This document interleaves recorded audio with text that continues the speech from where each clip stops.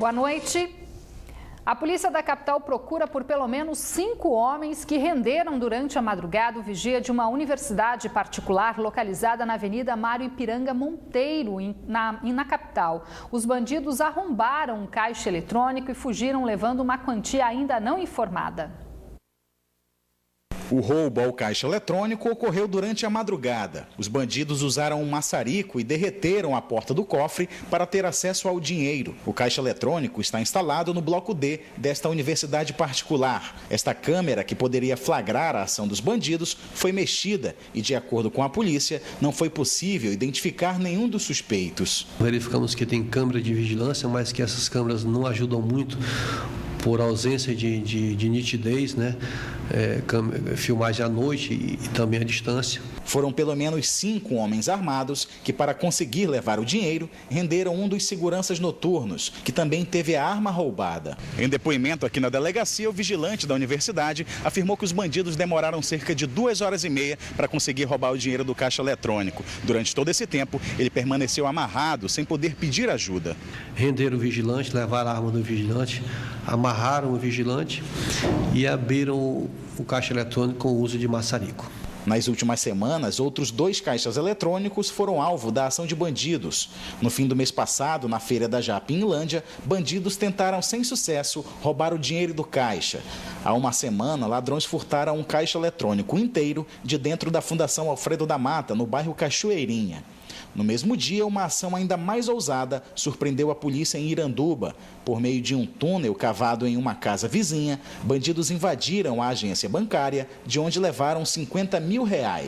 O delegado da especializada ainda não conseguiu prender nenhum dos envolvidos nos roubos, mas acredita que exista a participação de pessoas de fora do estado. Na maioria dos casos, a gente tem identificado que tem pessoas de fora envolvidas, mas evidentemente em parceria com assaltantes daqui também de Manaus, que fazem essa parceria.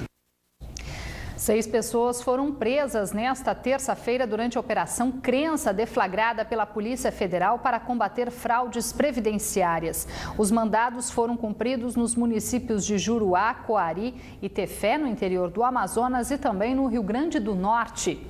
Segundo as investigações iniciadas há 2 anos, os suspeitos, entre eles um perito médico, 3 servidores administrativos e um ex-gerente executivo de uma agência do INSS, participavam do esquema, concedendo benefícios fraudulentos de amparo ao idoso e ao deficiente para moradores do interior do estado.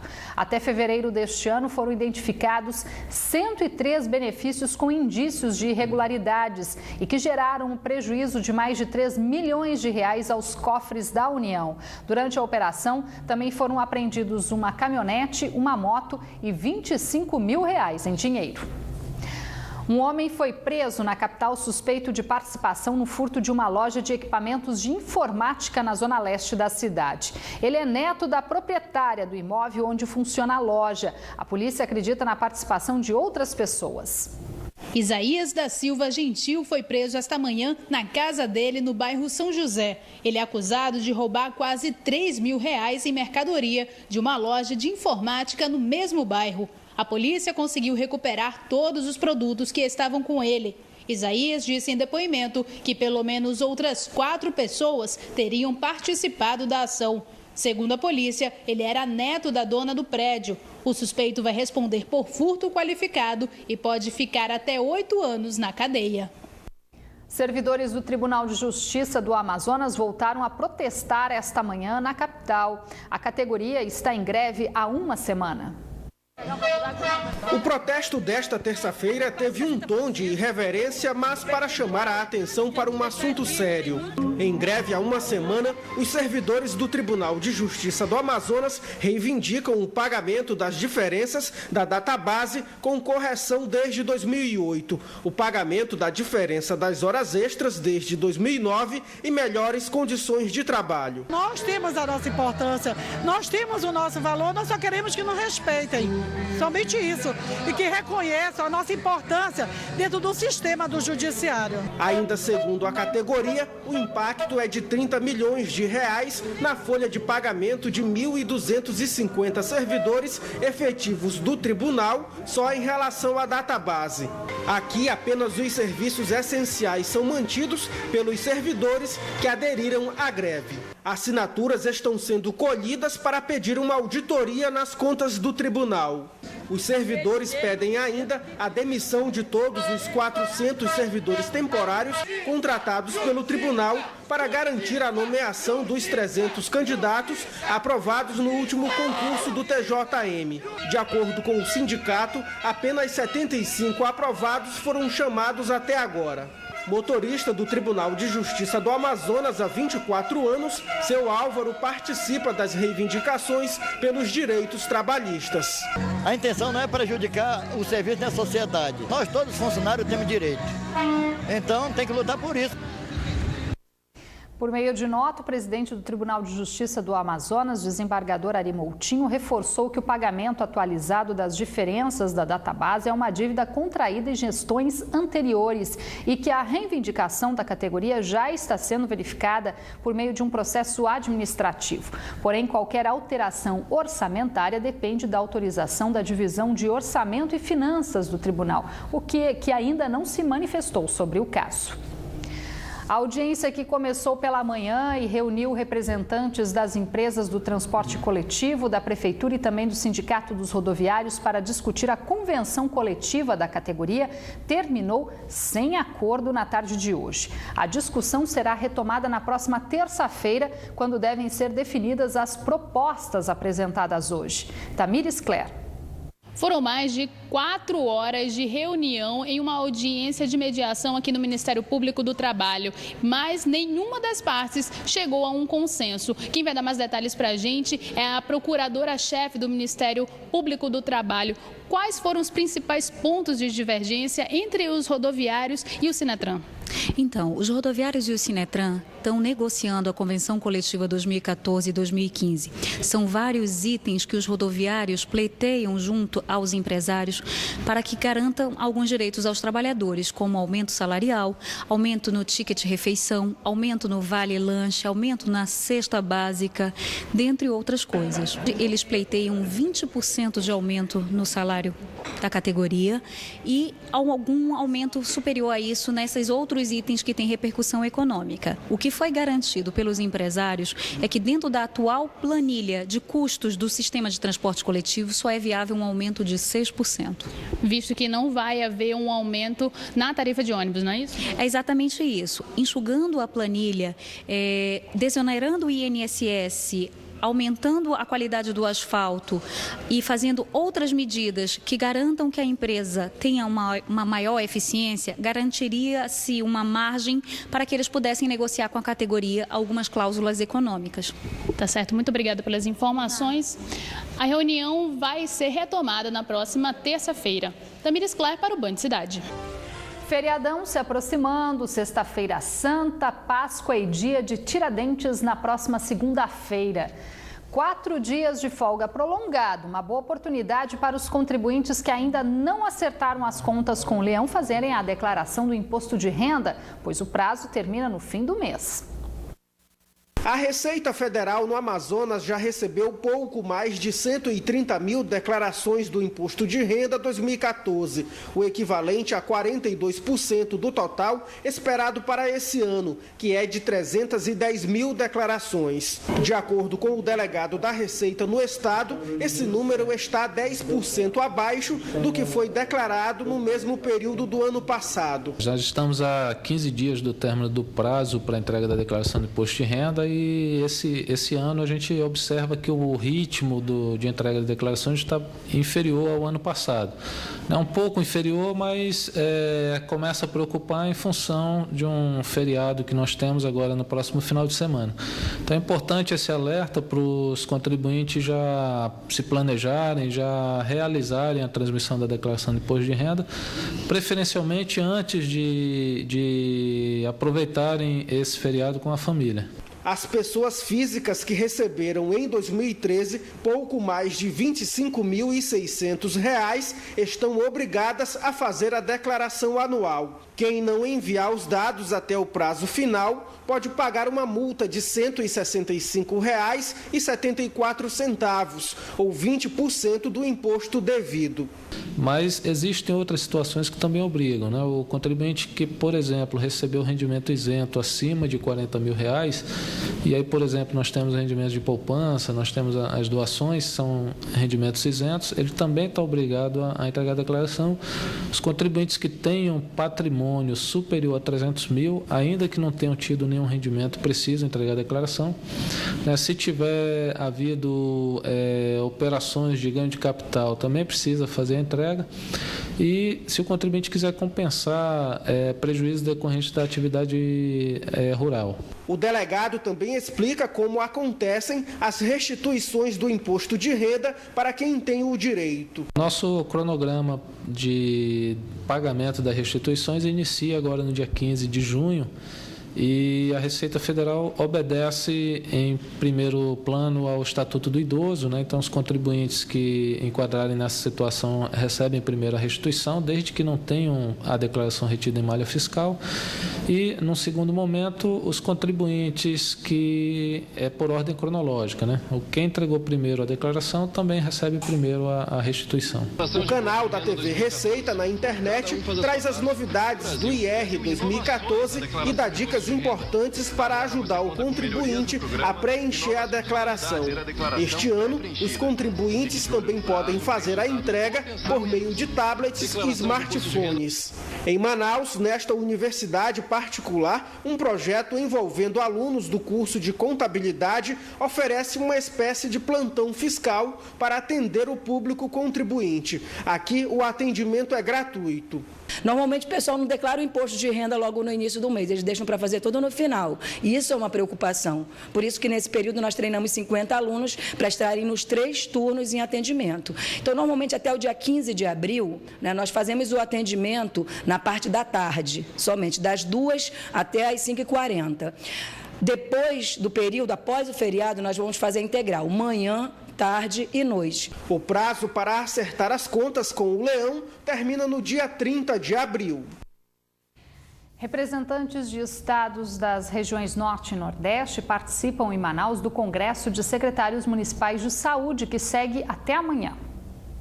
Esta é a segunda edição do Congresso, que reúne mais de 900 pessoas ligadas à gestão de saúde nos estados do Norte e Nordeste. Durante a abertura do evento, na noite de ontem, as características regionais e as dificuldades de acesso ao SUS foram o centro das discussões. O ministro da Saúde também participou do debate e assinou 2 portarias que vão beneficiar principalmente o Amazonas. Uma delas prevê o aumento do valor de financiamento do SUS para o custeio mensal de equipes de saúde das unidades básicas fluviais e ribeirinhas. O serviço móvel é responsável pelo atendimento de pessoas em comunidades isoladas que antes não iam ao médico por causa da distância. Encontramos soluções que são nossas, não é? Que é a saúde itinerante, através de barcos aí, e também a telesaúde, né? Hoje, aqui no Amazonas, praticamente em todos os nossos hospitais interior afora, o médico que está lá, quando se depara com um problema que não é bem a sua especialidade, ele pode se louvar do especialista que está aqui em Manaus e, portanto, ele pode tratar o seu paciente de forma mais rápida. Outra portaria autoriza o reajuste no repasse de recursos para investimentos no setor de telesaúde. Ainda segundo o ministro, a possibilidade de um aumento no repasse de verbas para a saúde no valor de R$100 milhões será mais um reforço para atrair novos profissionais de saúde para a região norte. Se a gente tratar o Brasil como se ele fosse uma única coisa, construir políticas que não levem em consideração a realidade da região Nordeste e da região Norte do país, nós com certeza iremos errar. Ou seja, nós deixaremos de corrigir iniquidades, nós deixaremos de produzir justiça e um acesso com qualidade, com todas as dificuldades que viver na região norte do país nos traz. Ao final do encontro, uma carta com as demandas dos municípios será encaminhada ao Ministério da Saúde. Vamos conferir agora a previsão do tempo para amanhã aqui na capital e também em algumas cidades do interior.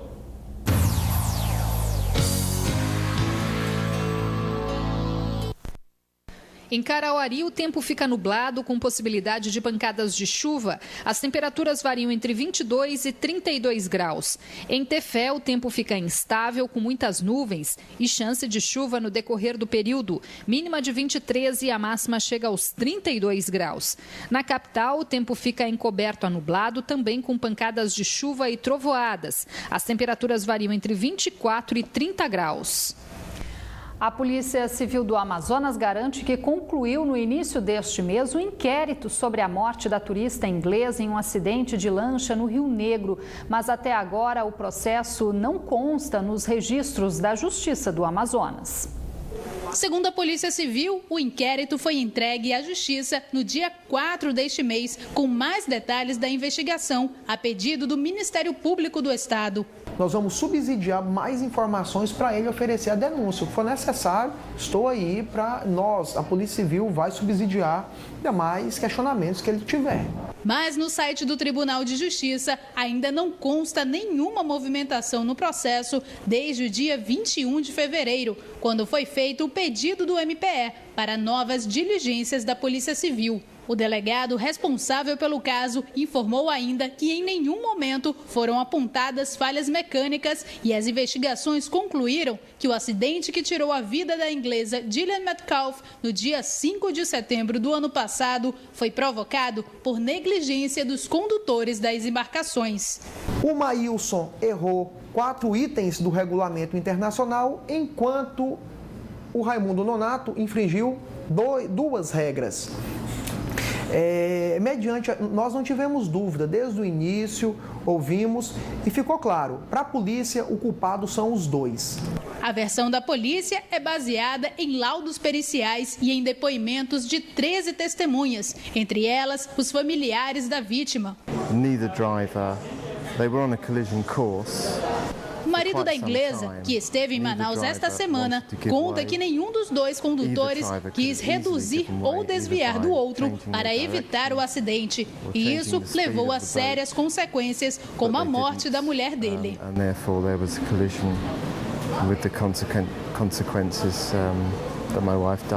A polícia afirma também que um dos condutores não tinha licença para pilotar embarcações. A denúncia foi encaminhada para a Polícia Federal.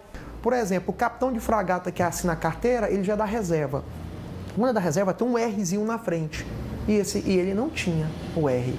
Os 2 motoristas foram indiciados por homicídio culposo majorado, quando não se tem a intenção de matar. A pena pode chegar a 4 anos de prisão. Charmosos e práticos, os cupcakes, aqueles bolinhos enfeitados muito comuns em festas de aniversário e casamentos, têm aparecido também como uma alternativa de presente para a Páscoa. Mas não basta presentear. Hoje o Band Cidade vai ensinar você a fazer essas pequenas delícias com o tema do coelhinho.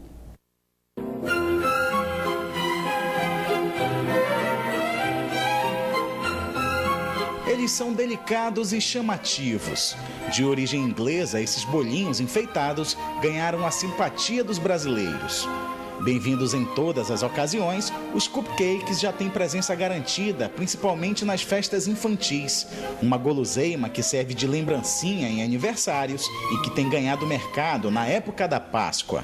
Rita Santos é responsável pela produção de todas essas delícias comestíveis que vocês estão vendo aí em casa. Ela é uma cake designer. Isso porque para fazer um cupcake não basta ele estar saboroso, tem que estar apresentável também, né, Rita? É verdade. A gente trabalha com esse tipo de decoração que deixa ele mais fofinho, mais bonitinho para a Páscoa, para as datas. É possível quem está em casa de repente, eu sei fazer um bolo, quem sabe eu consigo me arriscar a fazer um cupcake? É possível? É possível, a gente vai ensinar hoje. Para fazer uma dúzia de cupcakes como estes com o tema da Páscoa, você vai precisar de 2 xícaras de trigo sem fermento, 1 xícara de açúcar refinado, 3 ovos peneirados, 3 colheres de chocolate 50% cacau, 1 xícara de margarina, pedaços de chocolate, 1 pitada de fermento, meia xícara de creme de leite, pasta americana e moldes com o tema da Páscoa. Os ingredientes para fazer o bolo vão para a batedeira elétrica. Primeiro, a margarina e o açúcar refinado. Em seguida, os outros ingredientes. Depois dos bolinhos prontos, chegou a hora de fazer a cobertura e também de deixar a imaginação falar mais alto. Como as temperaturas na nossa região são um pouco elevadas, glacês e marshmallows vão ser substituídos por pasta americana. O ideal é pegar a pasta americana e massagear, assim, ó. O movimento é esse aqui, é como sovar pão. Faz uma bolinha, o movimento sempre é esse. E vamos colocar aqui. Você pode usar uma ferramenta, uma esteca, mas pode fazer também somente assim. Tá aqui, a nossa cenourinha tá perfeita. Nosso cupcake já assou, tá aqui ele prontinho. Então a gente pegou um cupcake que já colocou ele numa roupinha bonita para Páscoa, colocou a tampinha dele. Passa um pouquinho de cola na cenoura e cola. Prontíssimo.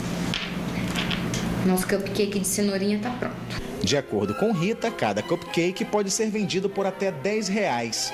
Uma ótima oportunidade de negócio para quem pensa em ganhar dinheiro com a produção dos bolinhos coloridos.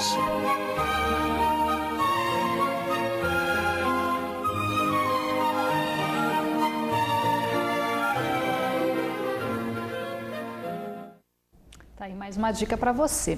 O último lote de ingressos para a Copa do Mundo no Brasil foi disponibilizado hoje pela internet. E a expectativa de assistir a uma dessas partidas ao vivo fez muita gente perder horas na frente do computador.